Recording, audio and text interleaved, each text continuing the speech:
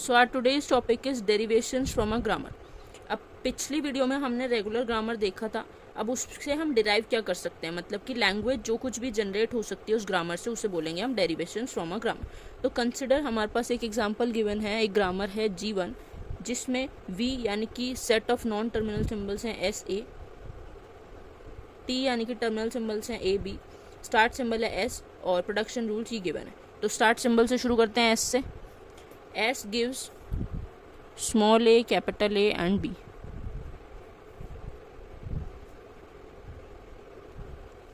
From a production symbol, S gives A, B. उसके बाद A जो है वो दे रहा है A, B, तो इसे हम रिप्लेस कर लेते हैं A, B और यहाँ का बचा हुआ B, ये किससे मिला हमें, A gives A, B। अब दोबारा A मिल रहा है हमें, दोबारा से रिप्लेस कर देते हैं इसी से A, B, उसके बाद B, दोबारा से A से A, B। अब A गिव्स एप्सिलॉन यूज़ कर लेते हैं इस पे, A यहाँ पे आ गया एप्सिलॉन का मतलब कुछ नहीं लिख सके हम, तो ये आ गया A gives epsilon.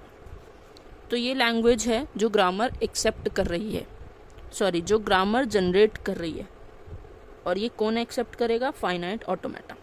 Next example है G2 दे रखा है हमें, नॉन टर्मिनल सिंबल है SAB, टर्मिनल सिंबल है AB, स्टार्ट सिंबल है S और ये हमारे प्रोडक्शन रूल हैं। तो स्टार्ट सिंबल से शुरू करते हैं, हमें दे रखा है S gives AB, production rule 1 दे रखा है S गिव्स AB। फिर हमें दे रखा है A gives AA and A, तो हम ले सकते हैं ये वाला ले लें सबसे पहले, अगर हम A की जगह ले लूँ AB और ऐसे B की जगह ले लूँ स्मॉल b, तो ये हो गया, ये एक तो हो गया ये।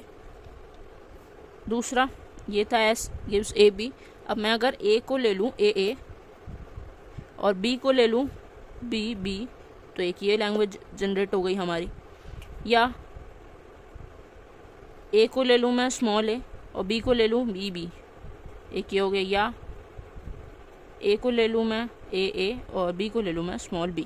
तो ये सब लैंग्वेजेस हैं जो ये ग्रामर जनरेट कर रही है। नेक्स्ट एग्जांपल है G3, नॉन टर्मिनल सिंबल है SAB, टर्मिनल सिंबल है AB, स्टार्ट सिंबल है S और ये प्रोडक्शन रूल्स हैं।